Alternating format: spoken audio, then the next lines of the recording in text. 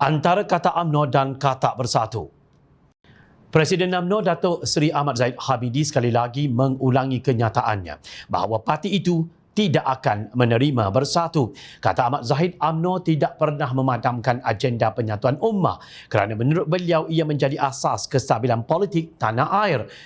Sebab itulah sejak dari awal UMNO sentiasa menekankan soal keikhlasan dan kejujuran dalam apa jua bentuk permuafakatan. Namun UMNO tidak sesekali dapat menerima mereka yang berterusan melakukan pengkhianatan dan mengambil sikap dengan menjadikan Barisan Nasional sebagai musuh utama mereka.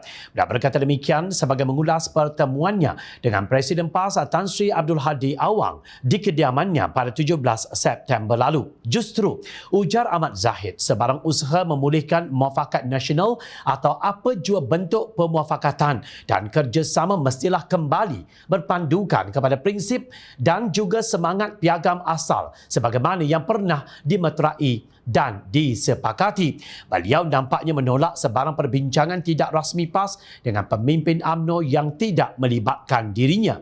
Sehubungan dengan ini juga, apa juga aspek bersangkutan dengan isu ini haruslah dirujuk kepada kenyataan yang keluar melalui saluran rasmi saya mahupun parti, katanya di Facebook. Nada angkuh Ahmad Zahid itu jelas menunjukkan bahawa beliau tidak melihat bersatu akan menjadi cabaran kepada UMNO Barisan Nasional pada pilihan raya umum akan datang. Melihat kepada kemelut terkini yang sedang berlaku kepada bersatu dan juga ahli parlimen mesra parti itu baru-baru ini, tidak hairan jika Ahmad Zahid begitu yakin untuk bertanding secara solo. Kononnya. Jom China kata kononnya kerana politik ini satu permainan yang serba-serbi berkemungkinan. Hari ini UMNO kata tiada kerjasama dengan PAS yang katanya mengkhianati parti itu ketika pilihan raya negeri di Melaka dan Johor. Manakala PAS pula kata tidak akan meninggalkan bersatu kerana dianggapnya sudah berjasa besar setelah mengkhianati Pakatan Harapan pada hujung Februari 2020 dalam langkah Sheraton. Esok-esok kita tak tahu apa belit pemimpin kedua-dua gabungan parti itu yang hari ini gagal setelah melakukan kerja tebuk atap 1.0 dan tebuk atap 2.0. Apapun itulah nasib parti pengkhianat yang akhirnya dikhianati oleh penyokongnya sendiri. Baru-baru ini, dua ahli parlimen yang mengkhianati keadilan susulan langkah Sheraton melompat untuk menyertai Parti Bangsa Malaysia PBM. Mereka bertindak sedemikian selepas bekas Naib Presiden Datuk Zuraida Kamaruddin yang melompat ke bersatu semasa langkah Sheraton kemudian melakukan hat-trick dengan melompat ke PBM.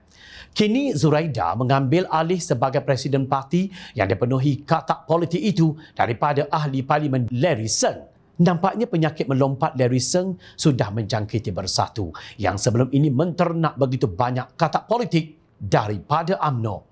Semua rakyat maklum PBM walaupun syarat dengan katak bersatu berhasrat menyertai Barisan Nasional sebagai anggota gabungannya. Malah Presiden PAS Tan Sri Tuan Guru Abdul Hadi Awang sendiri berkata, ia amalan negara demokrasi.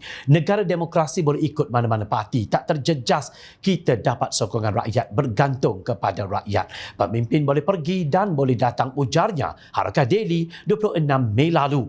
Di samping itu, kata Abdul Hadi, PAS dengan penuh komitmen akan berusaha mempertahankan Perikatan Nasional dan muafakat nasional. Demikian belit pemimpin parti itu yang menjumpah seranah dan mengkafirkan 18 orang bekas pemimpin PAS sehingga ke hari ini yang meninggalkan parti itu untuk menubuhkan amanah. Bagaimanapun apa yang berlaku kepada Perikatan Nasional dan Bersatu mungkin membuat pemimpin UMNO ketawasakan. Justru kata UMNO atau kata bersatu dan tuan-tuan besar mereka, tidak kira atas nama gabungan apa sekalipun, semuanya tidak boleh dipercaya dan harus dihumban jauh-jauh pada pilihan raya umum ke-15 nanti. Jika kita masih ingin menyelamatkan negara Malaysia yang tercinta ini, rakyat mahu pemimpin yang ada prinsip dan maruah, bukan katak politik yang mencari kolam selesa di sana sini. Ingat, rakyat sentiasa memerhati.